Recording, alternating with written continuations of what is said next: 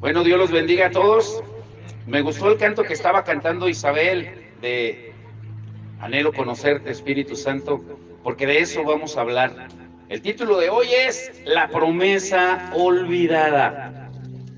¿Cuál es? Precisamente esa, la promesa del Espíritu Santo. Mucha atención en lo que vamos a ver el día de hoy. Vaya conmigo primero a Joel 2, 28 y 29. Joel 2, 28 y 29. Cuando esté ahí, me dice amén. Joel 2, 28 y 29. Dice, y después de esto derramaré mi espíritu sobre toda carne y profetizarán vuestros hijos y vuestras hijas. Vuestros ancianos soñarán sueños y vuestros jóvenes verán visiones.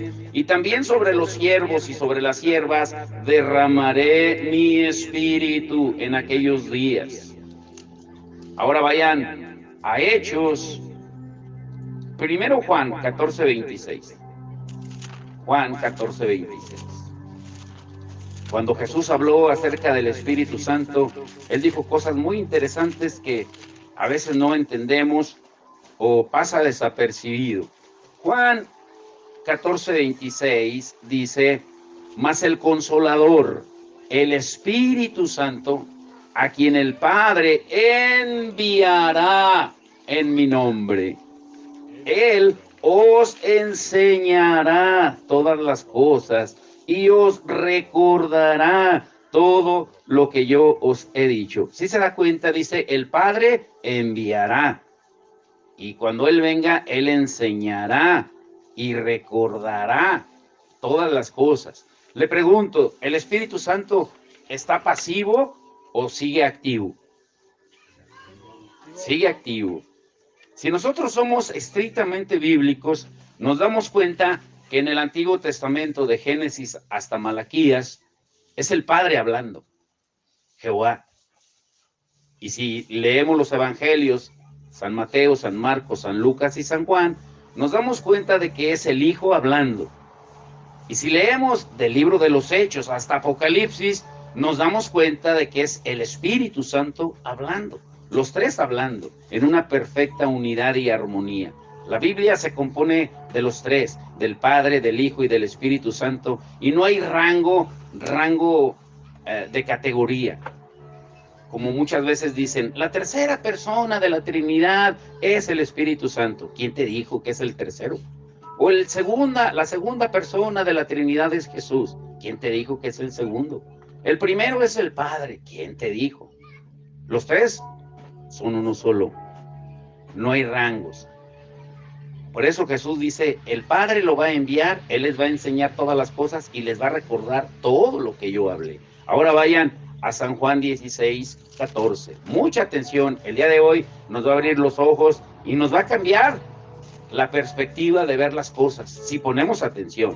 Si es de que si le da sueño, hay café muy bueno para que no se duerma.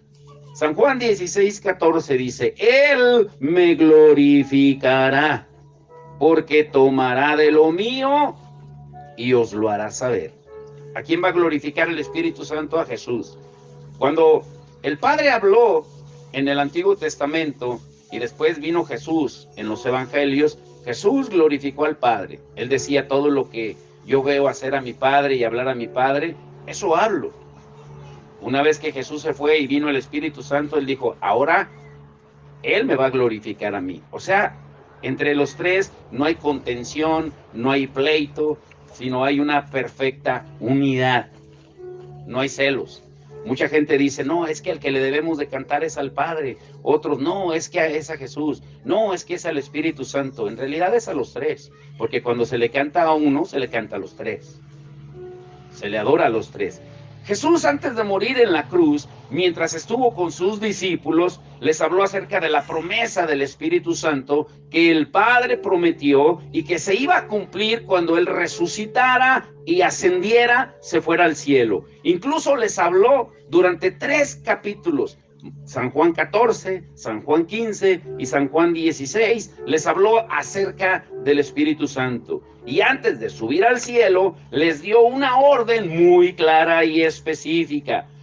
No se muevan hasta que venga el Espíritu Santo sobre ustedes, para que me sean testigos en Jerusalén, Judea, Samaria y hasta lo último de la tierra. Vamos a leer Hechos 1:4 hasta el 8. Hechos 1:4 hasta el 8. Dice: y estando juntos les mandó que no se fueran de Jerusalén, sino que esperasen la promesa del Padre, la cual les dijo: oísteis de mí. Porque Juan ciertamente bautizó con agua, mas vosotros seréis bautizados con el Espíritu Santo dentro de no muchos días. Entonces los que se habían reunido le preguntaron diciendo: Señor, ¿restaurarás el reino a Israel en este tiempo? Y les dijo: no os toca a vosotros saber los tiempos o las sazones que el Padre puso en su sola potestad, pero recibiréis poder cuando haya venido sobre vosotros el Espíritu Santo, y me seréis testigos en Jerusalén, en toda Judea, en Samaria y hasta lo último de la tierra.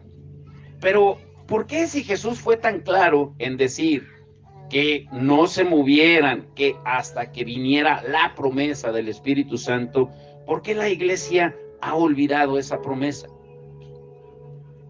¿Por qué la ha olvidado? Muchos pensamos que el Espíritu Santo vino para dar poder para echar fuera demonios, pero no es así. Porque si ustedes leen en Mateo 10 y Lucas 9 y 10, nos damos cuenta de que Jesús les dio poder mucho antes de que viniera el Espíritu Santo para echar fuera demonios. Pero muchos se confunden pensando que es después de la promesa del Espíritu Santo que vino ese poder. ¿Para qué les dio el poder del Espíritu Santo? ¿Para qué se los prometió? Para que predicaran, para que fueran testigos en Judea, Jerusalén, Samaria y hasta lo último de la tierra.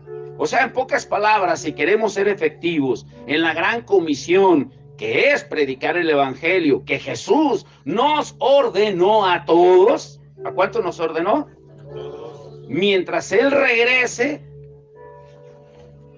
y puede hacerlo en cualquier momento, como lo estudiamos el domingo pasado, debemos entender una cosa, que jamás vamos a poder hacerlo en nuestras propias fuerzas, solo con el poder del Espíritu Santo.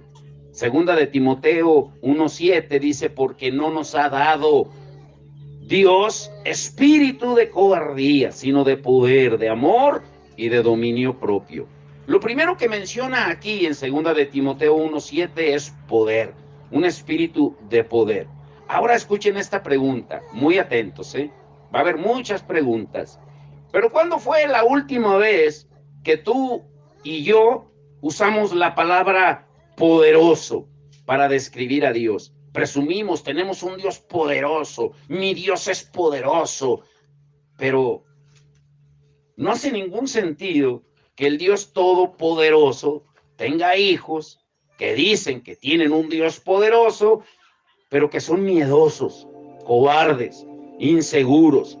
El Padre puso, colocó, nos dio su Espíritu Santo a cada uno de nosotros, pero para que seamos conocidos por su poder, su denuedo, para predicar la palabra, como leímos en Hechos 1:8 y Segunda de Timoteo 1:7. Pero tristemente, a muchos creyentes o iglesias se les conoce solo por su talento, su habilidad, sus estudios, sus títulos, en lugar del poder sobrenatural. ¿Por qué? ¿Por qué es así? Pues porque hemos olvidado la promesa del Padre y de Jesús. Porque recordemos que los discípulos de Jesús, lo vamos a ver un poquito más adelante, la gran mayoría de ellos ni tenían ni estudios, pero se maravillaban de escucharlos hablar. ¿Por qué? Porque el Espíritu Santo estaba con ellos. Ahora, algunos podrían pensar que llamar al Espíritu Santo el Dios olvidado o la promesa olvidada, que es muy radical, pero y hasta blasfemo, dicen uno, no le digas que es el Dios olvidado o irreverente. Pero lo cierto es que aunque ningún creyente o ningún cristiano niegue la existencia del Espíritu Santo, si tú le preguntas a un cristiano, ¿crees en el Espíritu Santo? Todos te van a decir que sí, cristiano, no testigo de Jehová, ni mormón, cristianos. Si tú le dices a cualquier cristiano, si cree que el Espíritu Santo es Dios, te van a decir que sí.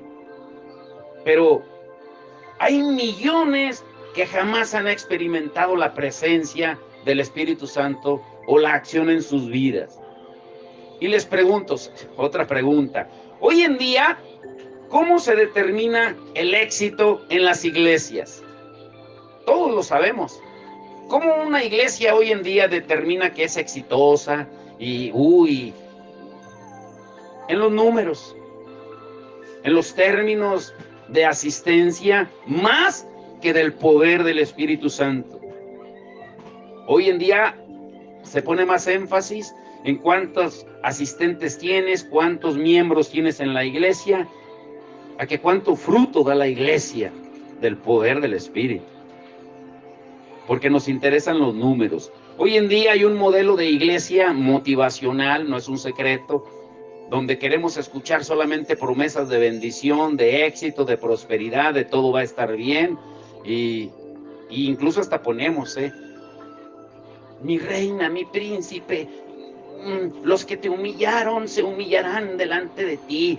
Pero suena muy bonito, pero solamente es motivacional, de entretenimiento, de predicar solamente lo que la gente quiere oír, pero no lo que el Espíritu Santo quiere hablar. Ahora escuche bien esto. Ustedes saben cuáles son los 3 temas principales del Espíritu Santo para el mundo, no para los creyentes, para el mundo. Para los creyentes es otro asunto. ¿Por qué es importante predicar en el poder del Espíritu Santo? Cuando digo en el poder del Espíritu Santo, no es que estés temblando, que te dé la chiripiorca acá, y hoy el Señor me dice, como muchos hacen así solamente para hacer pantomima. Cuando digo en el poder del Espíritu Santo, me refiero al poder de la palabra. Porque la palabra es la espada del Espíritu. Les vuelvo a repetir, ¿cuáles son los 3 temas principales del Espíritu Santo para el mundo? No para los creyentes. ¿Cuáles son? A ver, alguien lea San Juan 16:8. Y si alguien me puede traer agua, porque ya se me secó la boca muy rápido. San Juan 16:8. ¿Qué dice? Carlos, fuerte. Y cuando Él venga, convencerá al mundo de pecado, de justicia y de juicio. ¿A quién va a convencer? Al mundo, al mundo, al mundo. Nosotros estamos en el mundo, pero no somos del mundo. ¿A quién va a convencer? Al mundo. ¿Y de qué lo va a convencer? Justicia, pecado y de juicio. Las iglesias hoy en día están llenas de consumidores. ¿Qué quiere decir? Que están centrados en sí mismos o en sí mismos, en lugar de ser sensibilizados y convencidos por el Espíritu Santo. Prefieren oír palabras mentirosas, como estamos estudiando en los devocionales de así dice el Señor, princesa, príncipe de Dios. Todo lo que el enemigo te robó, Dios te lo devolverá. Gracias. Ay, Señor, ¿se queda conmigo? Dios te lo devolverá 100 veces. Y nos gusta escuchar ese tipo de palabras. El que te humilló, se humillará delante de ti. Incluso en las mayoría, no en todas, pero en la mayoría de las campañas evangelísticas, ¿cómo le gusta a la gente? Allá veo, a ver, aquel de gorra negra, tú, el Señor te dice, hijo, tus lágrimas las convertiré en bendición. Y la persona se pone, le da la chiripiorca de la emoción porque le están diciendo cosas mentirosas. ¿Por qué no decirle, el Señor te dice a ti de gorra? No es contigo, no, tampoco la vayas a tomar personal, Julio, ¿sí? Porque eres el único que trae gorra. Bueno, Johnny también. Bueno, el de gorra café. Te dice el Señor que te arrepientas. Eso no nos gusta oír. Nos gusta oír palabras motivacionales. Y se emocionan cuando les dan palabras de ese tipo, porque no quieren oír que se arrepientan de sus pecados ocultos, porque si no, se van a ir al infierno. Y no prediques del infierno, porque la gente se va. O sea, existe una gran brecha entre lo que leemos en la palabra de Dios acerca del Espíritu Santo y el modo en que la mayoría de los creyentes y de iglesias operan en la actualidad. El Espíritu Santo dejó un manual. Toda la palabra es inspirada por Dios y el que la inspiró es el Espíritu Santo. Y dejó un manual para la iglesia. Pero, ¿de verdad sabemos cuál es ese manual? Alguien lea por favor Hechos 2, 42 al 47. Nunca se le olvide. Ese es el manual de la iglesia. Y después de escuchar esa escritura, el que la tenga, léala por favor. Hechos 2, 42 al 47. Porque les voy a hacer muchas preguntas. ¿Qué dice? ¿Quién la quiere leer, Carlos? Si no, Carlos les va a ganar si no quieren leer, ¿eh? Y perseverarán en la doctrina de los apóstoles, en la comunión unos con otros, escuche, en el partimiento del pan y en las oraciones. Y sobrevino temor a toda persona, y muchas maravillas y señales eran hechas por los apóstoles.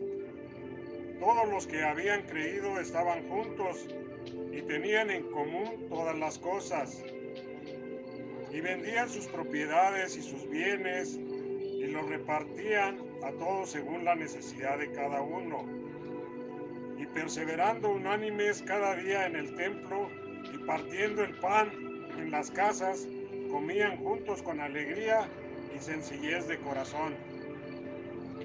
Será hasta el 47.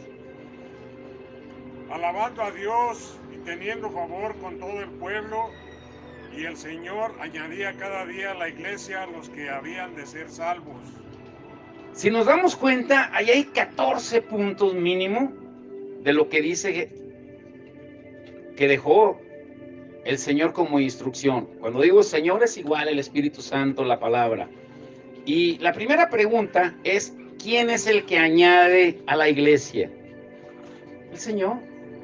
Pero, ¿cómo es que lo añade? Después de cumplir todos los requisitos previos, de estar en comunión, de estar perseverando en la palabra, de orar, de alabar, de adorar, de compartir lo que tú tienes con el necesitado para que no haya necesidad. Entonces el Señor añade, no antes.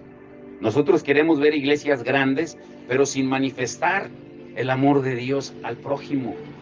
Jesucristo dijo en Mateo 22, 37 al 40, que en dos cosas se resume toda la ley y los profetas: amar a Dios con todo nuestro corazón, nuestra mente, nuestro ser, todas nuestras fuerzas, y amar al prójimo como a nosotros mismos. Y en eso se resume todo. Pero de verdad lo hemos entendido. Ahora les voy a hacer una pregunta muy extraña y fuerte, tal vez les pueda parecer, pero es una pregunta nada más. No es que así sea. No se asusten, ¿eh? La pregunta está media mafufa, media fea, media fuerte, pero es parte del estudio solamente. Y la pregunta es, si alguno de ustedes fuera Satanás, ¿qué harían? ¿Cuál sería su principal estrategia para detener, para frustrar, para impedir los propósitos de Dios, para extender su reino? ¿Sí me entendieron la pregunta? Se las vuelvo a repetir. Si alguno de ustedes fuera Satanás, ¿cuál fuera su principal estrategia para detener, frustrar, impedir los propósitos de Dios para extender su reino? ¿Qué estrategia utilizarían para detener a la iglesia, para tenerla pasiva, para tenerla detenida, para que no predique, para que se detenga el reino de Dios? ¿Qué estrategia? Una sola estrategia. ¿Cuál sería? Sacar al Espíritu Santo. Sacarme. Están atentos. Están atentos. Es interesante la pregunta, porque si yo fuera Satanás, el Señor lo reprenda, como dice en el libro de Judas, versículo 9, como dijo Miguel, porque el único que puede reprender a Satanás es Dios, tú no. Lean el verso 9 de Judas. Dice que cuando Miguel contendía con Satanás por el cuerpo de Moisés, no se atrevió a proferir, a decir ninguna palabra de maldición en contra de él. sino que dijo, el Señor te reprenda, porque hay niveles de autoridad. Satanás, aunque es un ángel caído, tiene poder y tiene autoridad. Y esto puede sonar blasfemo tal vez si no lo entiendes en el contexto de la palabra, pero tú ni yo tenemos más poder que Satanás. Tenemos más autoridad, pero no poder. Diferente. Un día hablaremos de eso. Pero volviendo a esto, si yo fuera Satanás, lo voy a decir muy lento, mi objetivo final fuera para frustrar, para impedir, para detener el crecimiento del reino de Dios. La principal estrategia fue, como dijo el hermano, conseguir que los asistentes a la iglesia, los que se dicen creyentes, los que se dicen cristianos, ignoraran la promesa del Espíritu Santo. La promesa que hizo el Padre y que se cumplió con la resurrección de la ascensión de Jesús. Por eso Jesús dijo, miren, esto es interesante. Alguien lea Juan 16, 7 al 8. Las voy a tirar las escrituras al aire y el que la encuentre, póngase de pie y lea. ¿Sí? San Juan 16, 7 al 8. ¿Qué dice? Pero yo digo la verdad, os conviene que yo me vaya, porque si no me fuera, el Consolador no vendría a vosotros, mas si me fuere, os lo enviaré.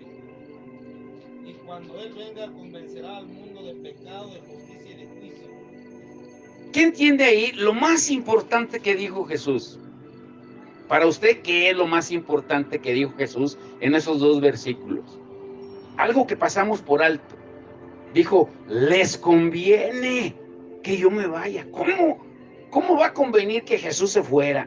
Si caminaba con ellos, dormía con ellos, lo veían hacer milagros, multiplicar los panes, caminar sobre el agua, resucitar muertos. Pero Él les dice, les conviene que yo me vaya. Les conviene. Es para su bien. Porque si no me voy, no va a venir el Espíritu Santo. Y Él no iba a poder estar con cada uno de nosotros. Así es, porque Jesús estaba limitado en el cuerpo, pero el Espíritu no. El Espíritu puede estar en todas partes, es omnipresente.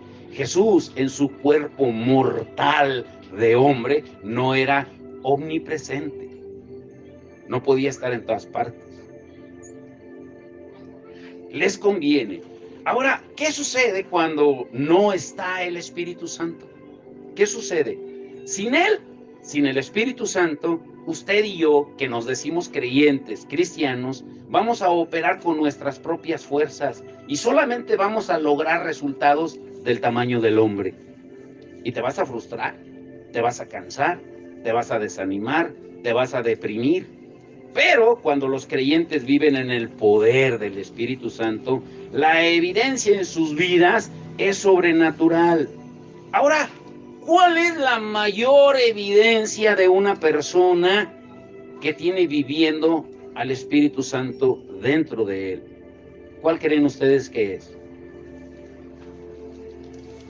¿Cuál es la mayor evidencia de alguien que tiene viviendo al Espíritu Santo dentro de él? Y yo creo que todo lo tenemos viviendo dentro de nosotros. El gran problema es que lo tenemos apagado, contristado, como niño regañado en la esquina, que no lo dejamos que mande, que nos guíe, porque queremos hacer lo que yo pienso, lo que yo siento y lo que yo quiero. No lo que el Espíritu dice. Les vuelvo a preguntar, ¿cuál creen ustedes que es la mayor evidencia de alguien que tiene al Espíritu Santo viviendo dentro de él? ¿Cuál es? Alguien lea Gálatas 5, 22 y 23. Nunca se les olvide. Si usted dice, es que yo tengo el Espíritu de Dios viviendo, morando dentro de mí, bueno, manifiestas por lo menos alguno de lo que menciona aquí, algo de lo que menciona. ¿Qué dice Gálatas 5, 22 y 23? Mas el fruto del Espíritu es amor, gozo, paz, paciencia, benignidad, bondad, fe, mansedumbre, templanza. Contra tales cosas no hay ley. Les pregunto, ¿conocen gente en la iglesia así? No que tenga todo, pero que tenga amor, mansedumbre, templanza, fe, dominio propio, que tenga alguna característica del fruto que acaba de mencionar. Esa es la mayor evidencia de alguien que tiene el Espíritu Santo. Pero somos cerillitos. No, hombre, nos encendemos, nos enojamos, pero el Espíritu vive dentro de ti. Sí vive dentro de ti, pero como niño regañado, ahí viviendo solamente. Cuando manifestemos el fruto que acaba de leer el hermano, es entonces que glorificamos a Cristo y el mundo no va a poder evitarlo. Va a decir, mira, este era bien gruñón, bien enojón, bien iracundo. Ya no es. Mira, ahora le dices, le tiras con todo.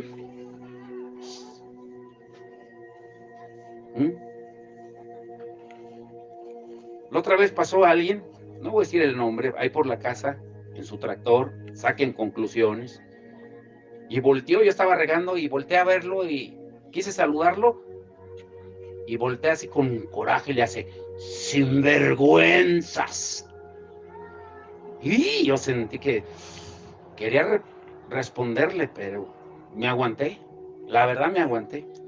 Pero dentro de mí sentía que era un volcán. Las 7 luminarias de Valle de Santiago tronando dentro de mí. Y agarró la máquina para apagar el fuego. ¿Sí? Si el Espíritu Santo no se mueve dentro de nosotros no vamos a poder producir el fruto genuino. No quiere decir que no vayas a tener emociones fuertes de enojo o de ira, porque incluso la palabra dice, enójense, aírense, pero no dejen que pase el enojo hasta que el día termine, hasta que el sol se ponga. O sea, no dice que no te enojes, no dice que no te vas a enojar. Lo que dice es que no dure tu enojo y que si es injustificado pidas perdón. Pero si el Espíritu no se mueve dentro de nosotros, aunque nos esforcemos y hagamos todo tipo de cosas, la iglesia se va a volver irrelevante. Irrelevante, sin importancia. O sea, lo único que vamos a producir son obras sociales que puede hacer el gobierno, los partidos políticos, que hoy, parece que bajó San Francisco de Asís y la Madre Teresa de Calcuta. Ahorita abrazan a todo el mundo, los políticos están en campaña. ¿Sí? Nosotros podemos parecer igual. O sea, podemos tener un conocimiento del Espíritu Santo solamente en palabras sencillas. Y estamos muy cabezones del conocimiento de doctrinas, de eventos apocalípticos. El día del eclipse, ustedes lo vieron en las redes sociales. No faltaba quien decía, viene el arrebatamiento de la iglesia, prepárense, el fin del mundo se acerca, y alarmistas. Porque cualquiera se puede volver experto en temas doctrinales, en eventos apocalípticos. Lo mismo en el Espíritu Santo, en creer que tienen la doctrina correcta. Creemos que lo sabemos todo y no nos dejamos guiar en realidad por el Espíritu Santo. Te dejas guiar por lo que tú crees, por lo que tú dices, por lo que tú piensas, por lo que tú sientes. Pero escuchen esta otra pregunta incómoda. Algo que siempre me intrigó a mí en la Biblia, no recuerdo si una vez lo compartí, creo que sí lo compartí una vez en los devocionales que hacíamos con Aurelio, no me acuerdo, pero creo que sí lo compartí. El que tiene memoria se va a acordar. Pero escuchen esta pregunta que siempre me intrigó, más desde aquellos años dejó de intrigarme, pero yo sé que les va a intrigar a ustedes ahorita que se las haga.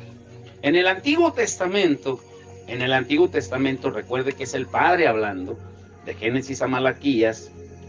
¿Por qué Dios, el Padre, le prohibió a los enanos entrar en su presencia? Específicamente dijo enanos, no entrarán en mi presencia. ¿Por qué prohibió que le sirvieran los enanos? Si la palabra dice que Él no hace acepción de personas. ¿Por qué? Como referencia, no lo busque, solamente anótelo, Levítico 21:20. Ahí da las características de quienes no quiere que le sirvan en su presencia, y uno de ellos eran los enanos.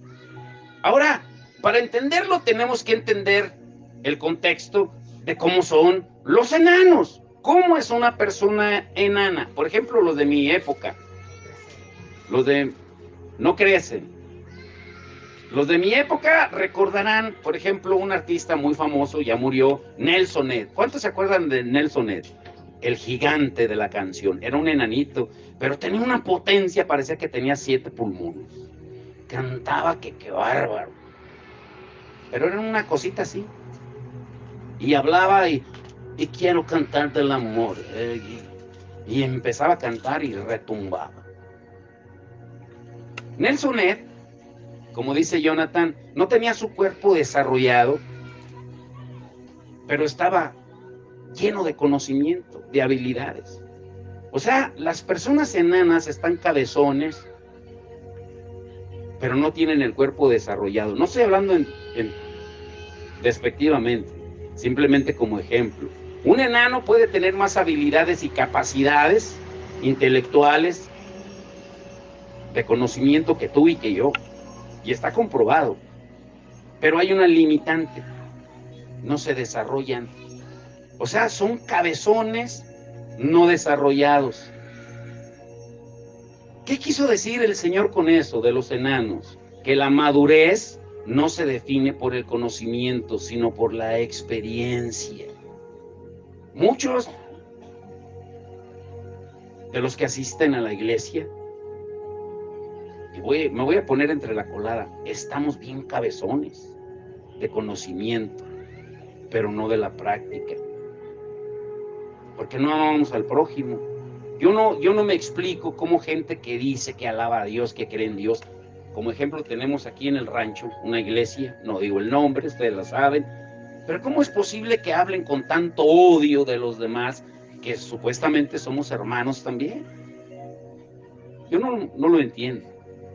¿Por qué hay tanta división si supuestamente adoramos al mismo Dios? Estamos llenos de conocimiento, pero no de la práctica. Mira esta escritura, está interesante. Hechos 4:13. ¿Alguien la busca, por favor?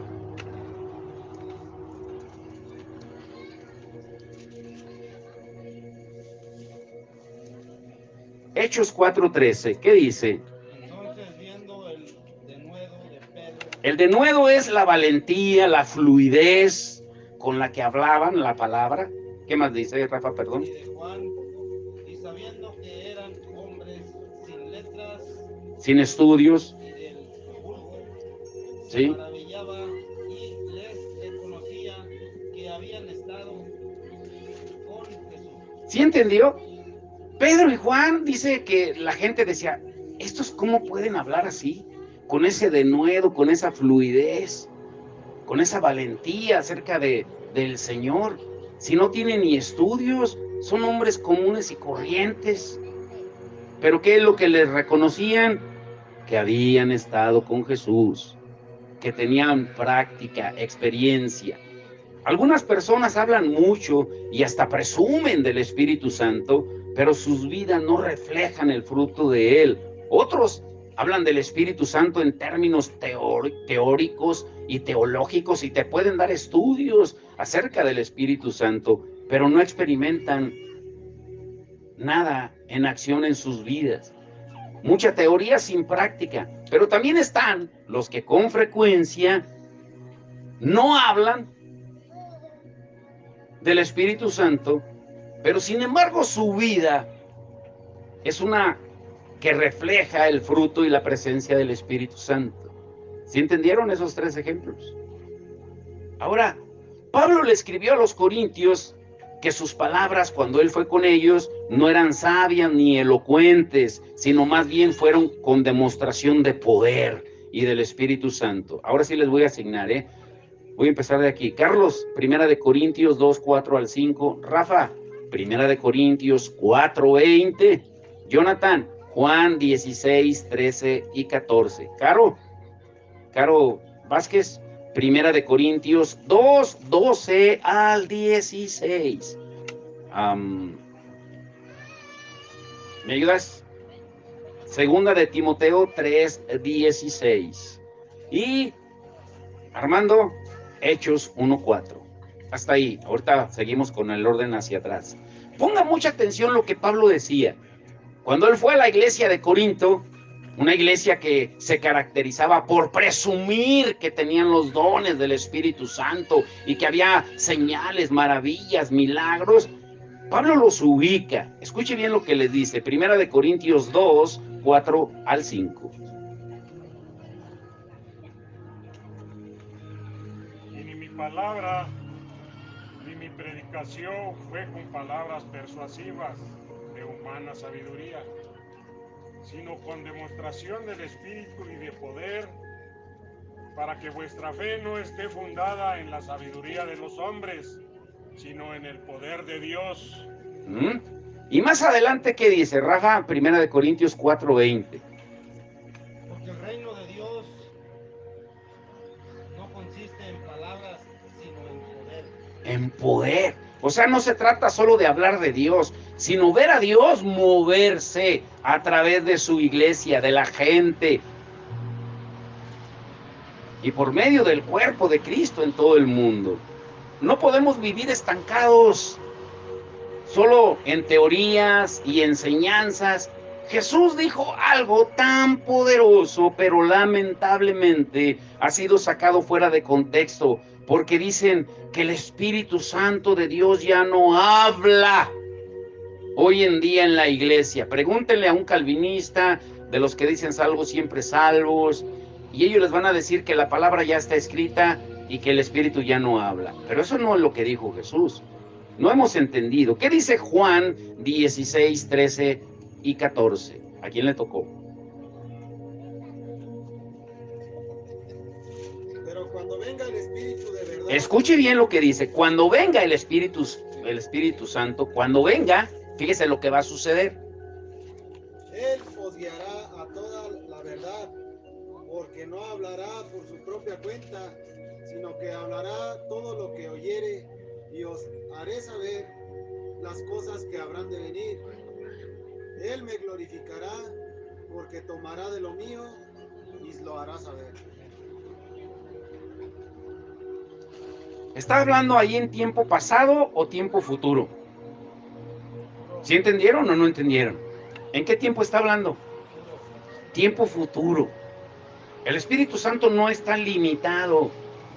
El Espíritu Santo no solo inspiró la Escritura, sino que la palabra la ilumina, la revela.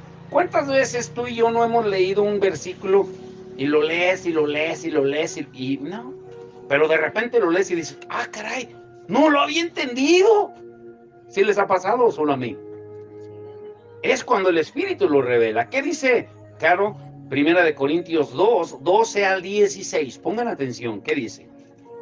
Y nosotros no hemos recibido el Espíritu del mundo, sino el Espíritu que proviene de Dios, para que sepamos lo que Dios nos ha concedido. Para que sepamos. ¿Qué más?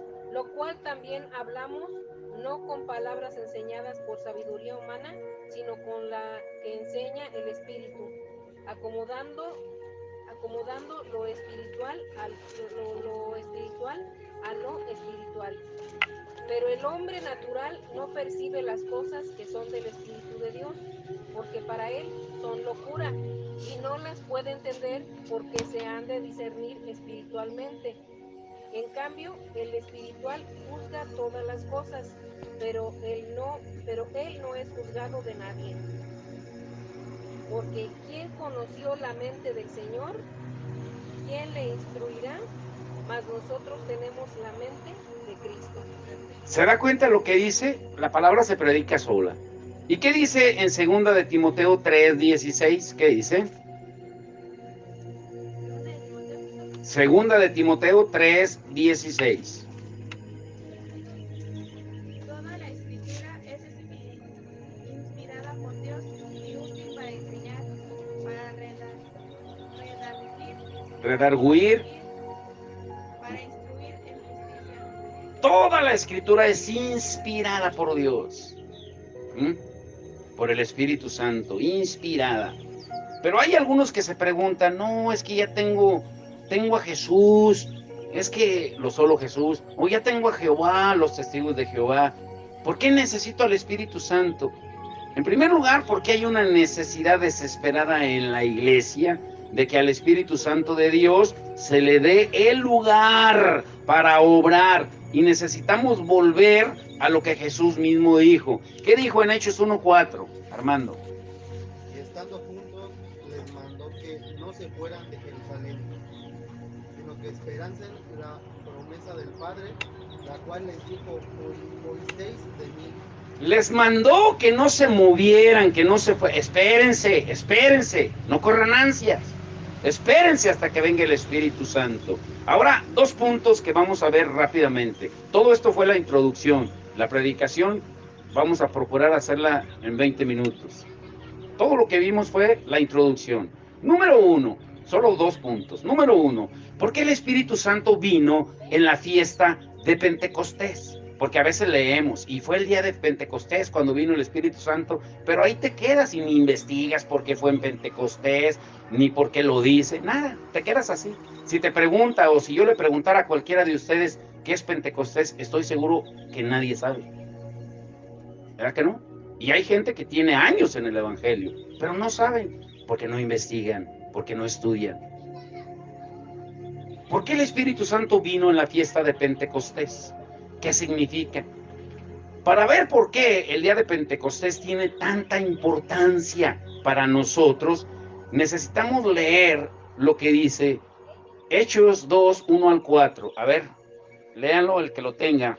Cuando llegó el día de Pentecostés estaban todos unánimes juntos, y de repente vino del cielo un estruendo como de un viento recio que soplaba, el cual llenó toda la casa donde estaban sentados.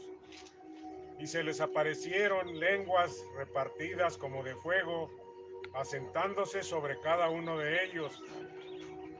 Y fueron todos llenos del Espíritu Santo, y comenzaron a hablar en otras lenguas, según el Espíritu les daba que hablasen. Analicemos primero lo que acaba de leer el hermano. Dice que estaban todos juntos, unánimes. O sea, el momento era la fiesta judía de Pentecostés. Y la actitud de los que estaban reunidos era unánimes. Lo que quiere decir que tenían unidad de mente y de corazón. Y de pronto todos escucharon un ruido tremendo, tan fuerte que la gente en la ciudad lo escuchó, y todavía más asombroso, vieron lenguas como de fuego que se posaban sobre cada uno de ellos, y después de escuchar algo que nunca habían oído y de ver algo que nunca habían visto, esa gente de pronto vio el poder del Espíritu Santo hacer algo que nunca había hecho antes. Dice que todos fueron llenos del Espíritu Santo y comenzaron a hablar en diferentes lenguas según el Espíritu les concedía hablar.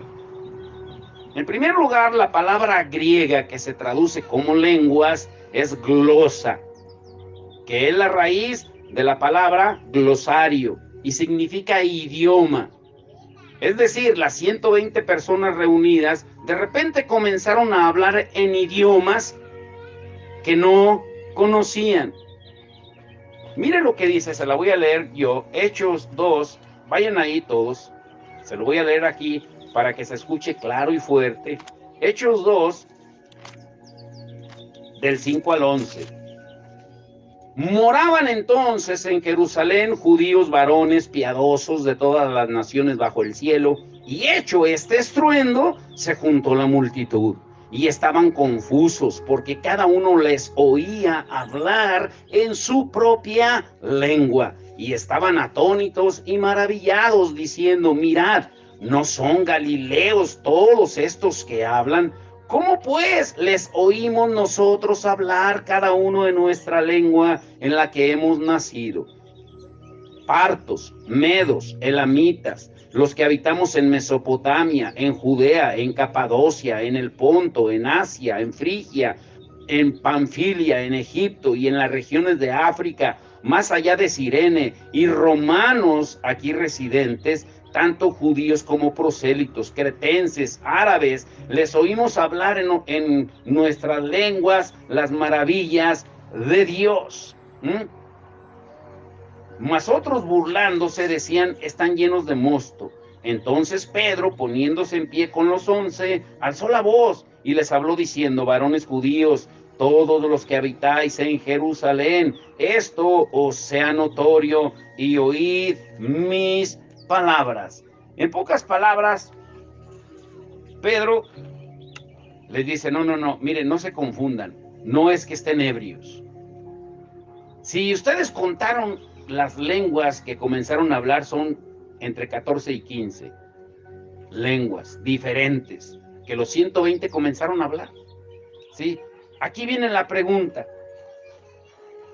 ¿por qué sucedió o por qué estos hechos ocurrieron en ese día en particular, en la fiesta de Pentecostés, en la fiesta judía de Pentecostés? ¿Por qué tenía que ser específicamente ese día de Pentecostés? Por eso, cuando usted escucha que alguien dice: yo soy Pentecostés, está queriendo decir que él cree en el Espíritu Santo. Por ejemplo, nosotros, la denominación a la que pertenecemos se llama FIEP, Fraternidad de Iglesias Pentecostales Evangélicas. Eso es lo que significa, que creemos en el Espíritu Santo, que creemos en el Evangelio y creemos en el Padre. ¿Sí? Pero la pregunta es esta: ¿por qué en la fiesta de Pentecostés? ¿Cuál es la historia de Pentecostés? Escuche esto y nunca se le olvide, para cuando alguien le pregunte. Pentecostés era, o es, sigue siendo para los judíos ortodoxos, los que todavía practican la ley judía en Israel, es una de las 3 fiestas principales en Israel. Y Dios mismo las instituyó para su pueblo, para ellos. Entienda bien lo que estoy diciendo, porque si no se va a confundir. Porque mucha gente no entiende y quieren celebrar fiestas judías como si fueran judíos. Quieren celebrar el Shabbat, los sábados, como si fueran judíos. Quieren implementar leyes judías de no comer puerco, carnitas, como si fueran judíos. Cuando el Señor le dijo a Pedro: no, tú no digas que es inmundo, tú mata y come. ¿Sí me están entendiendo o no me están entendiendo? Dios instituyó fiestas judías especiales para los judíos. Entienda bien. Y hay tres fiestas principales que Dios mismo instituyó por medio de Moisés. El calendario judío tiene un total de 7 fiestas. 7 fiestas, pero las 7 caen dentro de estas 3 celebraciones principales que abarcan varios días. Y ocurren en los meses primero del calendario judío, en el tercero y séptimo del calendario judío. Dígame si me está entendiendo, porque esto es bien importante que lo entienda. Si no, no va a entender lo demás. Fueron fiestas que Dios mismo instituyó para su pueblo, no para el mundo. ¿Sí? ¿Está entendiendo o no? Por eso cuando alguien se quiere volver neomesiánico o volverse a todo lo de Israel, pues está bien, pero solamente pues porque lo quiere hacer, pero Dios no te lo demanda a ti. Dios no te manda que celebres el Shabbat, el sábado. Por eso ya cambiamos los servicios del domingo al sábado. No, los cambiaste por tu conveniencia. ¿Sí? Esa es la realidad. ¿Cuáles son estas 3 fiestas principales? Número 1, la fiesta de la Pascua, la fiesta de Pentecostés y la fiesta de los tabernáculos. En la fiesta de la Pascua, ¿por qué se celebraba? ¿Por qué Dios la instituyó? Porque celebraban el evento ocurrido siglos atrás, cuando Dios liberó, cuando sacó al pueblo de Israel de Egipto, cuando el ángel de la muerte pasó por encima de los hogares del pueblo de Israel una noche antes de la salida del pueblo de Egipto de la esclavitud. Esa noche ellos se salvaron al colocar sangre del cordero en los dinteles de las puertas, y ese evento era un anuncio futuro de cuando Cristo viniera, cuando a toda la humanidad se le ofreciera la libertad de la esclavitud y el pecado y la muerte eterna a través de la sangre de Jesús, el Cordero de Dios. Mataban al cordero, se comían el corderito y la sangre la untaban en las puertas. Se conoce como Pascua. ¿qué significa la palabra Pascua? Yo sé que se están preguntando, pero sin preguntar. Pascua es Passover, en inglés, que simplemente significa pasar de lado. Por eso el ángel pasó de lado, no tocó a los israelitas. La fiesta de la Pascua, del Passover, del pasar de lado del ángel de la muerte. Eso es lo que significa Pascua. Ahora, la fiesta de Pentecostés se celebraba 50 días después de que salió el pueblo de Egipto. El Señor les dijo, me van a celebrar fiesta en el desierto. 50 días después de que yo los saqué de Egipto. Ese es Pentecostés. Pente es la palabra griega para 5 y coste indica multiplicado por 10. Así de simple. No tiene nada esotérico ni nada. Pentecostés es la palabra griega para 5. Pente y coste indica multiplicado por 10. Esa fiesta conmemoraba el momento cuando Dios le dio la ley a Moisés en el monte Sinaí. 50 días después de que lo sacó de la esclavitud de Egipto, le dijo a Moisés, sube al monte, te voy a dar leyes. 50 días después. ¿Me están entendiendo? Dígame amén. Esto es histórico solamente, para que lo entienda. 50 días después de que salió el pueblo, que celebró la fiesta de la Pascua, de sacrificar el cordero, de untar la sangre en los dinteles, 50 días después les dijo, ahora celébrenme la fiesta que se llamará Pentecostés, porque es 50 días para que ustedes recuerden de cuando los saqué de Egipto. Se llamará Pentecostés, 50, ¿sí? O la fiesta de las cosechas, que muchos le dicen también. Ahora, Dios ordenó que la fiesta de Pentecostés tuviera lugar, escuche esto es lo interesante, 7 semanas después de la Pascua más un día. Si usted multiplica 7 por 7, ¿cuánto es? Más un día. Ya que un día tiene 7 días, Pentecostés ocurre un día después de 7 veces 7 días. O sea, Dios lo que quería remarcar era que era un periodo de tiempo perfectamente perfecto, múltiplo de 7. El 7 es el número perfecto de Dios. Nada es casualidad. Esto es para entendidos. Escuchen esto. En el Antiguo Testamento Dios les dio las leyes al pueblo 50 días después de la salida de la esclavitud de Egipto. En el Nuevo Testamento Dios usó el festival de Pentecostés 50 días después de su muerte. Cuando el pueblo de Israel sacrificó al cordero antes de salir de Egipto, era un tipo de Cristo. 50 días después les dio las leyes. Cuando Cristo murió, es el cordero que fue sacrificado, dice Apocalipsis, aún antes de la fundación del mundo. Después, fueron 50 días después de su muerte, como el cordero pascual, para cumplir la promesa del Espíritu Santo, para que viniera en cada creyente. En el Antiguo Testamento, esto es lo importante, en el Antiguo Testamento la ley se escribió en tablas de piedra.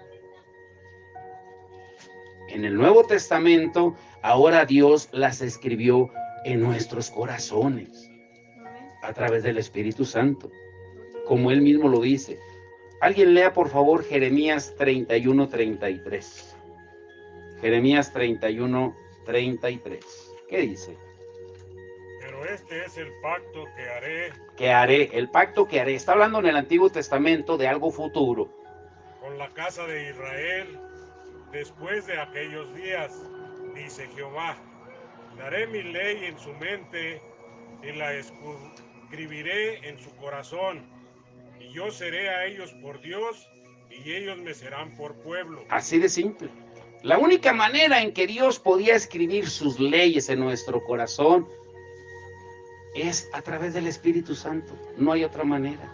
Porque Él es el que redarguye, convence, guía, amonesta, nos enseña, nos consuela. Él es. Ahora el punto número 2, el último punto. Ponga mucha atención. Esta es la parte interesante, importante del estudio. Lo que significa entonces Pentecostés para nosotros, ¿qué significa? Como leímos en Hechos 2, 5 al 13, el día de Pentecostés descendió el Espíritu Santo e hizo que los idiomas ya no fueran una barrera para conocerle a Él. Y por cierto, eso nos da un avance de lo que va a suceder en el cielo. Mire lo que dice Apocalipsis 7, 9 al 10. A ver qué dice. Que lo encuentre, léalo. Apocalipsis 7, 9 al 10.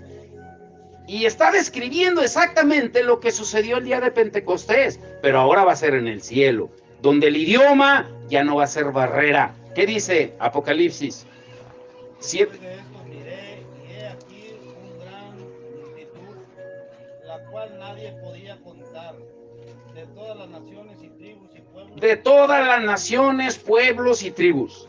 Que estaban delante del trono y en la presencia del Cordero, vestidos de ropas blancas y con palmas en las manos. Alabando a Dios. O sea, el idioma para alabar a Dios. Eso es justamente lo que sucedió en el día de Pentecostés. Exactamente. Y aquí viene el corazón del mensaje. Lo diré lento, ¿eh? Por primera vez, el día de Pentecostés, desde la caída de Adán en el huerto del Edén, el día de Pentecostés vino el Espíritu Santo a morar, a vivir en cada creyente, para capacitarnos y ayudarnos a vivir de una manera consistente con nuestra posición en Cristo, que Él ganó con su muerte y su resurrección. Cuando se le dio la ley a Moisés o al pueblo de Israel, nadie pudo cumplirla y guardarla. Nadie. La ley le dio a los israelitas una comprensión de lo que agradaba a Dios, pero no les dio la capacidad del poder para vivirla. La ley lo único que hizo fue que magnificaba el pecado y señalaba el pecado con sus naturalezas caídas. O sea, sencillamente no tenían poder para guardar la ley. Sin embargo, cuando el Espíritu Santo llena la vida de una persona, suceden cosas maravillosas. Nuestro espíritu humano, que antes estaba muerto en sus delitos y pecados, es regenerado por el Espíritu Santo. Eso es nacer de nuevo. Por eso los centros de rehabilitación, no me cansaré de decirlo, no funcionan, porque solamente se enfocan en el cuerpo y en el alma, pero no en el espíritu. Jamás van a funcionar si no se enfocan en la raíz, en nacer de nuevo, para que el Espíritu Santo escriba una nueva ley en el corazón del creyente, que Jesús la resumió en Mateo 22, 37, 40. ¿Cuál es esa ley? Amar a Dios y amar al prójimo, y te evitas de problemas. Ahí está, todo. Pero no vas a poder amar a Dios sin el poder del Espíritu Santo, mucho menos al prójimo. No, hombre, si no amamos ni al vecino.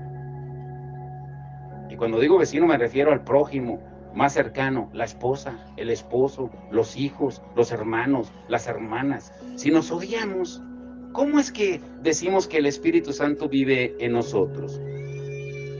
Jamás vamos a poder vivir una vida de acuerdo a la que Dios nos pide sin el poder del Espíritu Santo. Eso es lo que Pablo proclamó a lo largo del capítulo 8 de Romanos. Vayan ahí, capítulo 8 de Romanos. Cuando Pablo escribe esa carta a los romanos, nos da la clave para vivir de una manera que sea consistente. Y les doy una clave para que lean y les den ganas de leer el libro de Romanos. El capítulo del 1 al 4 habla de nuestra naturaleza pecaminosa. El capítulo 6 habla del pecado. El capítulo 7 habla de que tú no vas a poder hacer nada en tus propias fuerzas. Y el capítulo 8 habla de cómo vivir la vida en el Espíritu. Se lo resumo así de rápido. Pero mire lo que dice Pablo. Nos da la clave de cómo vivir la vida en el Espíritu de una manera consistente. ¿Qué dice Romanos 8:1? Rápido, rápido. Ahora pues, ninguna condenación hay para los que están en Cristo Jesús, los que no andan conforme a la carne, sino conforme al Espíritu. ¿Para quién no hay ninguna condenación? ¿Para quiénes? Para los que están en Cristo Para los Jesús. que viven según el Espíritu, no según la carne. Ahora escuchen esto es interesante. Mira lo que dice. La diferencia entre vivir nuestra vieja naturaleza de la carne y vivir en el Espíritu. Romanos 8:5 dice, porque los que son de la carne piensan en las cosas de la carne, pero los que son del Espíritu, en las cosas del Espíritu. O sea, una y otra vez el apóstol Pablo hace énfasis en el papel del Espíritu Santo, de cómo vivir. Y escucha esta escritura del verso 13 al 17. Porque si vivís conforme a la carne, moriréis. Mas si por el Espíritu hacéis morir las obras de la carne, viviréis. Porque todos los que son guiados por el Espíritu de Dios, estos son hijos de Dios. Te pregunto, ¿todos son hijos de Dios? ¿Quiénes son hijos de Dios? Son guiados por Así de simple, así de simple. ¿Y cómo lo identificas? Por lo que dijo Jesús, por sus frutos los conoceréis. ¿Y cuál es el fruto del Espíritu? Lo que leímos hace un momento. Gálatas 5:22 y 23. Amor, gozo, paz, paciencia, fe, bondad, mansedumbre, templanza, dominio propio. Sobre esas cosas no hay ley. Pero si el Espíritu no te guía, si te guías en tu propia prudencia, dice en el 15, pues no habéis recibido el espíritu de esclavitud para estar otra vez en temor, sino que habéis recibido el espíritu de adopción por el cual clamamos, Abba Padre. El Espíritu mismo da testimonio a nuestro espíritu de que somos hijos de Dios. ¿A quién le da testimonio? El Espíritu, a tu espíritu primero. Por eso vuelvo a decirles lo mismo. Si no hay un cambio en el espíritu, te vas a llenar de reglas. La mayoría de las predicaciones en las iglesias son reglas. Y no hagas esto y ya no hagas aquello y no te pelees y tienes que hacer esto y tienes que hacer. Parece que te están dictando reglas en cada predicación, pero no te enseñan nada. No te enseñan a cómo vivir, ser guiado por el Espíritu. Con reglas no va a cambiar la gente. No somos mascotas para que nos amansen. Somos seres humanos para ser guiados por el Espíritu de Dios. Y luego dice, y si hijos, aquí viene en el 17, también herederos de Dios y coherederos con Cristo, si es que padecemos juntamente con Él, para que juntamente con Él seamos, ¿qué dice? Glorificados.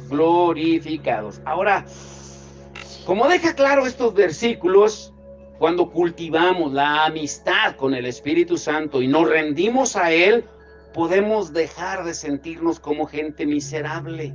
Solo entonces podemos dejar de hacer las cosas malas, de otra manera no.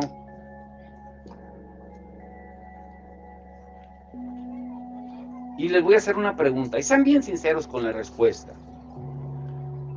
¿Quién de ustedes, cuando peca, no siente una vocecita que le dice, la regaste? Yo creo que todos. Pero ¿saben cuál es el problema? Que el Espíritu Santo siempre nos habla en la misma tonalidad, no como tú y yo hablamos. Tú y yo subimos y bajamos el volumen del ecualizador de acuerdo a la situación. ¿Qué pues? ¿Cuándo me vas a hacer chiles rellenos, pues? ¿Cuándo? Un ejemplo. O sea, exigimos cosas, pero de acuerdo a la situación en la que queramos sacar ventaja o que queramos excusarnos. El Espíritu Santo, Él siempre nos habla en el mismo volumen. La regaste, Francisco. La regaste, Francisco. La regaste, Francisco. ¡No te oigo! La regaste, Francisco. ¿Quién me está entendiendo? Pero no dejas que se escuche la voz, porque son más tus argumentos, tus pretextos, tus excusas para no escuchar su voz. Ay, Señor. Y escuchen esto es como decían antes en los cassettes y en los CDs, un bonus extra, un bonus track extra, o sea, una canción extra. Un último punto extra. El Espíritu Santo lo cambia todo. Para los 120 que estaban reunidos en el aposento alto el día de Pentecostés, la venida del Espíritu Santo lo cambió todo en sus vidas. Antes de ese día, esos 120 luchaban por comprender las Escrituras, que para ellos estaba envuelta en misterio, y de pronto se volvió claramente claro que hasta Pedro dijo, no, esto que están viendo ustedes fue la promesa de Joel. Ah, caray, de repente Pedro se volvió instruido en la palabra y le recordó la escritura que leímos al principio de Joel 2, 28 y 29. No, miren, esta es la promesa del Espíritu Santo. Antes de ese día, los discípulos eran tímidos, temerosos, miedosos, se la vivían escondiendo, se escondían.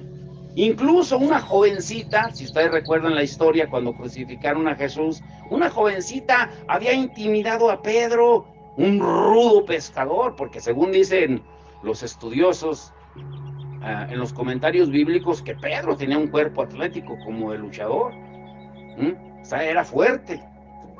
Pero el rudo pescador incluso maldijo y negó que conociera a Jesús. Pero después de ese día de Pentecostés, todos los discípulos fueron transformados en hombres y mujeres valientes, porque también había mujeres. Recuerde que dice que estaban los 120, incluyendo a María, la madre de Jesús, y otras mujeres. El Espíritu no hace acepción de personas. En Joel 2, 28, 29 dice que el Espíritu Santo sería derramado sobre toda carne, niños, jovencitos, ancianos, todos. No hace acepción de personas. Y después de ese día los discípulos entendieron algo que a nosotros no hemos entendido. Lo recitamos así como si fuera un poema muy poético cuando estamos pasando tribulación o nos vituperan o nos dicen cosas. Y lo decimos así muy poéticamente. Filipenses 1:21. Para mí el vivir es Cristo y el morir es ganancia. Aleluya. Mentirosos. A las primeras de cambio. ¿Cuántos pueden ir al hospital? ¿Cuántos pueden ir acá? ¿Cuántos pueden? Nadie. Mentimos. No que el vivir es Cristo y el morir es ganancia. No vamos a poder hacer nada, lo que le quiero decir. Nadie se sienta aludido. Si no es con el poder del Espíritu Santo. Después de ese día predicaban a Jesús públicamente, y aunque se les amenazaba y se les llevaba presos y los golpeaban y les decían que si lo volvían a hacer les iba a ir peor, ¿qué hacían? Últimas dos escrituras, Hechos 4, 29 al 31. ¿Qué dice? Hechos 4, 29 al 31. Fuerte el que lo tenga. Y ahora, Señor, mira sus amenazas y concede a tus siervos que con todo denuedo hablen tu palabra, mientras extiendes tu mano para que se hagan sanidades y señales y prodigios mediante el nombre de tu Hijo, de tu Santo Hijo Jesús. Cuando hubieran orado, el lugar en que estaban congregados tembló, y todos fueron llenos del Espíritu Santo, y hablaban con denuedo la palabra de Dios. Varias cosas sucedieron. Los amenazaron, los golpearon y les dijeron que no volvieran a predicar. Y ellos dijeron, no, vamos a seguir predicando. Hablaban con denuedo, con valentía. Y ellos le rogaron al Señor, no que los protegiera. Ay, Señor, líbranos de los peligros, líbrame del mal. Y nada de eso, como nosotros salimos a la esquina y, Señor, que no me toque una bala perdida, Padre. Sí, es bueno orar. Pero cuando estás en Cristo, cumpliendo la voluntad del Señor, ¿qué miedo? Pues el vivir es Cristo, el morir es ganancia. Preocúpate cuando te vayas a una cantina a las escondidas de la esposa, o que te vayas allá a aventarte una canita al aire. Ahí sí preocúpate. Y no le digas, Señor, que no me encuentre. Pero aquí ellos, lo interesante que oraron y dice que el lugar donde estaban tembló y volvieron a ser llenos del Espíritu Santo. ¿Qué nos dice eso? ¿Que la llenura del Espíritu Santo es de una sola vez o constante? Es constante.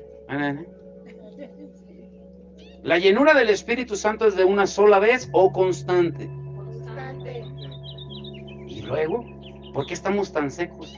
Parecemos de esos vasos resecos de que...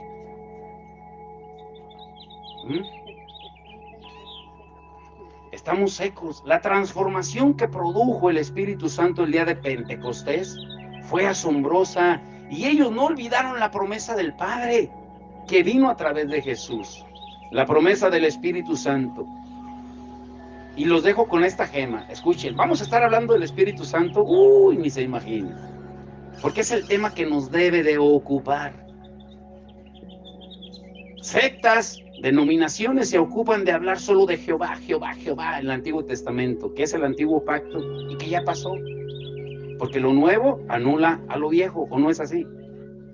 No que no sea válido. A lo que me refiero es de que nos debemos de enfocar en la promesa del Espíritu Santo para poder cumplir la palabra del Señor. La palabra del Señor, claro que es eterna, no se anula. Pero no podemos vivir en lo pasado, no podemos vivir poniéndole reglas a la palabra de Dios, de que solo Jesús, solo Jehová, y otros, también solo el Espíritu, pero es más emoción, más chiripiorca, más caídas, porque ya hasta le enseñan a la gente cómo tumbarla a la gente, ¿sí? No dejan que el Espíritu ore. ¿Cuántas veces no han ido a campañas los que han ido y han visto a los predicadores que empujan a la gente y caen? Y hay unos que se resisten y hasta les ponen el pie y te caes porque te caes, ¿sí? Pero el problema no es que se caiga la gente, el problema es que hace la gente cuando se levanta. Y se nos olvida lo más importante, que mientras tú y yo ignoremos al Espíritu Santo, jamás vamos a poder salir adelante. ¿Y saben qué es lo más maravilloso? Que Jesús dijo que esta promesa del Espíritu Santo estaría con nosotros. Miren lo que dice, todos pónganse de pie y van a buscar Juan 14:16. Juan 14:16, pónganse de pie cuando estén listos.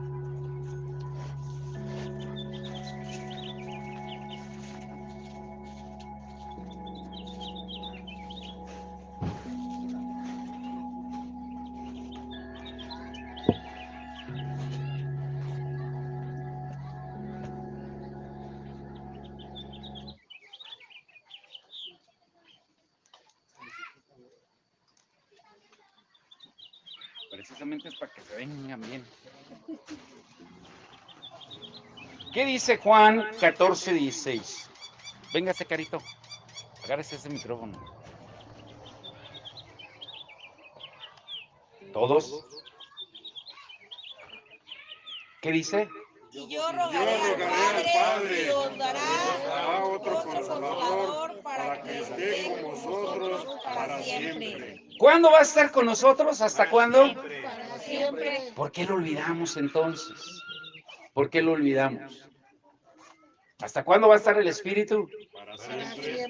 ¿Por qué lo ignoras entonces? ¿Por qué lo tenemos como niño regañado dentro de nosotros, sin dejar que Él nos guíe? El Espíritu Santo guía. Un guía es el que va adelante y tú lo sigues. Pero nosotros queremos guiarlo a Él. Queremos que Él haga lo que nosotros queremos. Uy, siento la unción del Espíritu aquí en este lugar. Uy, uy, uy, y uy. Cuídense de esos charlatanes. Cuídense. El Espíritu Santo no es un payaso, ni es un showman para entretener. El Espíritu Santo vino a darnos poder para predicar primeramente, para glorificar a Cristo, como Jesús lo dijo en Juan 16:14. Por eso hoy le vamos a decir al Espíritu: Espíritu de Dios, llena todo este lugar, desciende una vez más. Levante las las manos y dígale: Espíritu de Dios, llena todo este lugar. Desciende una vez más con poder, con poder. Desciende una vez más y llena este lugar con poder, con poder.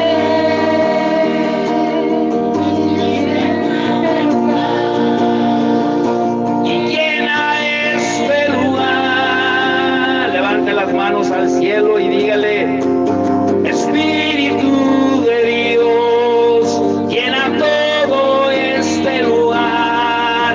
Desciende una vez más. Ahora le va a decir: Espíritu de Dios, llena todo mi hogar. Espíritu de Dios, llena todo mi hogar. Desciende una vez más. Dígale con toda su ser: Espíritu de Dios, llena todo mi hogar. Desciende una vez más con poder, con poder, con poder. Desciende una vez más y llena este lugar con poder, con poder. Desciende una vez más y llena este lugar con poder, con poder, con poder. Desciende una vez más, desciende una vez más. Llena todo mi hogar, llena todo mi hogar. Quiero ver gente sanar, quiero ver gente adorar. Todos a una voz cantar.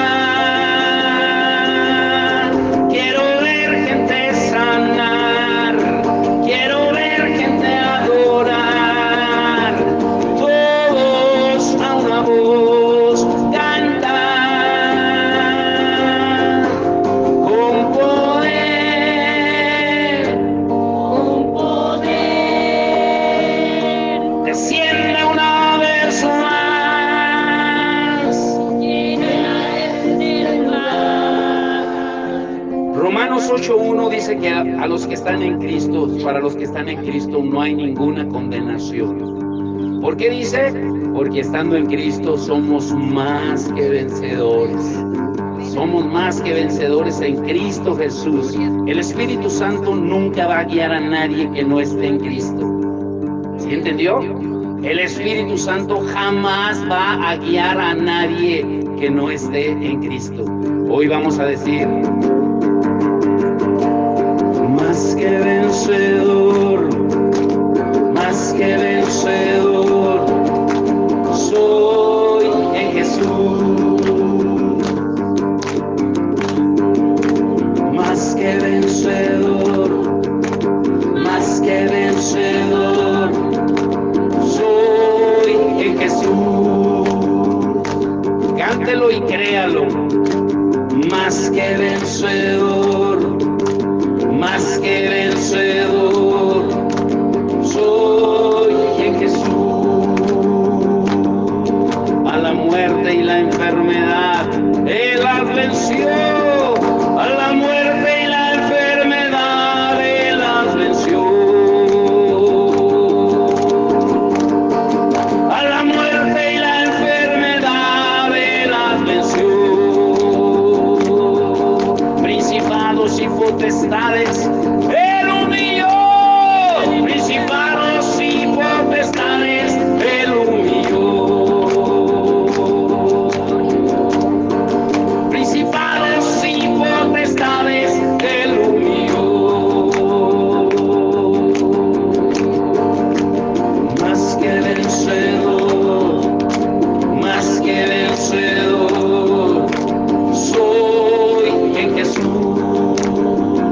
ver, dígalo con su voz usted bien fuerte.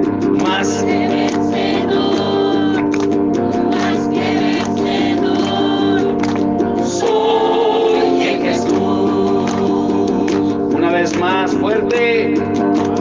Más que vencedor, más que vencedor, soy en Jesús. Vamos a terminar este tiempo diciéndole y declarándolo, creyéndolo y confesándolo a través de nuestra alabanza. La alabanza es guerra espiritual. Lo que pasa es que nos olvidamos. Cuando nosotros alabamos, cuando aplaudimos, batimos palmas como lo están haciendo, dice el Salmo 68, que como la cera es derretida y como el humo es lanzado, así huyen los enemigos del Señor delante de su pueblo. Cuando usted y yo cantamos y alabamos con nuestras fuerzas, aunque no tengamos ganas, el Señor habita en medio de la alabanza, porque Él lo prometió en el Salmo 22:3. Él habitaría en medio de la alabanza de su pueblo. Y hoy vamos a decirle que Él es el león de la tribu de Judá. La palabra dice que varón de guerra es Jehová, y que Jesús es el león de la tribu de Judá, y que no es con espada ni con ejército, sino con su Santo Espíritu. Cuando alabamos al Señor, los tres entran en acción: el Padre, el Hijo y el Espíritu Santo. Y hoy vamos a decirle: león de la tribu de Judá, león de la tribu de Judá, león de la tribu de Judá, es Jesús, es Jesús. León de la tribu de Judá, león de la tribu de Judá, es Jesús, es Jesús. Tú peleas por mí, tú peleas por mí, y yo no temeré, y yo no temeré. Tú peleas por mí, y yo no temeré. Él venció en la cruz, Él venció en la cruz. La victoria Él me la dio, la victoria Él me la dio. Él venció en la cruz, Él venció en la cruz. La victoria Él me la dio. Y le va a decir bien fuerte: y yo no temeré, y yo no temeré,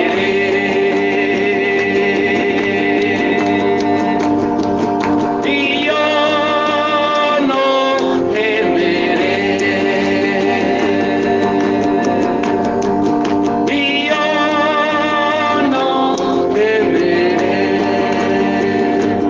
Dice el Salmo 68 que cuando alabamos los enemigos huyen. Ahora, mire lo que va a hacer por un minuto. Yo sé que todos tenemos problemas, enemigos que nos han estado asediando, que han estado encima de nosotros, enemigos de deuda, de escasez financiera, de salud, de problemas familiares, de enemistades, de pleitos, iras, contiendas, adicciones. Yo no sé, son enemigos espirituales. Mientras adoramos al Señor, mencione con lo que usted está batallando: Señor, esta ira que no me dejas, Señor, en el nombre de Jesús te ruego que la derribes, que la hagas huir delante de mí. Esa amargura que no me deja vivir, esa falta de perdón, lo que que usted sienta y lo que el Espíritu le ponga en su corazón. No tiene que decirlo fuerte, ahí solamente menciónelo. La palabra de Dios dice que Él es fiel y justo para perdonar y para sanar y para liberar. Hoy es ese día. A la cuenta de 3 los va a comenzar a mencionar. Mientras adoramos y alabamos, usted va a mencionarlos. ¿Listos? Padre, en el nombre de Jesús, venimos delante de tu presencia, Señor. Hoy derribamos, Señor, todo altar que hemos levantado en nuestro corazón de amargura, de odio, de falta de perdón, Señor. Porque los ídolos son demonios. La falta de perdón, la ira, la contienda, el pleito, Señor, entre hermanos, entre hermanas, entre familiares. Señor, las deudas que no podemos salir de ellas, la escasez financiera, Señor. Señor, porque parece que tomamos las bendiciones y se van como agua. Señor, hoy cierra toda puerta en el nombre que es sobre todo nombre, Señor. Señor, y como tu palabra termina en Malaquías 4:6, tú harás volver el corazón de los padres a los hijos y el de los hijos a los padres, porque si no, tú vendrás e herirás a la tierra con maldición. Hoy, Señor, restaura las relaciones familiares en el nombre que es sobre todo nombre, Señor. Señor, y hoy queremos reconocer lo que tu palabra dice, que a veces lo leemos pero no lo entendemos.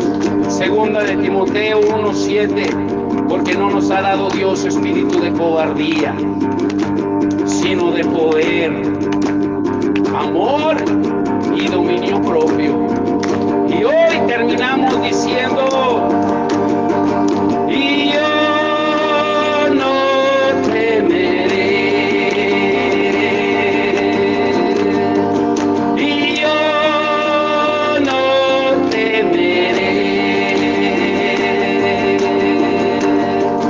y yo no temeré. Dígalo con su voz una última vez.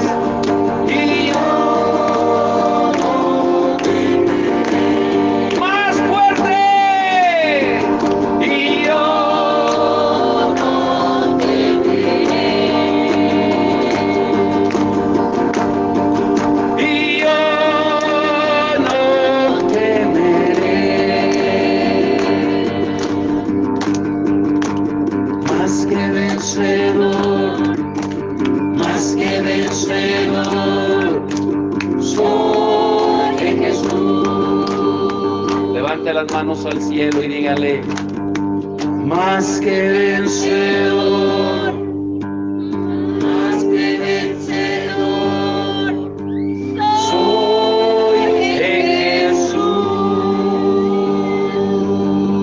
Señor, te damos toda la gloria y toda la honra, porque somos más que vencedores en Cristo Jesús.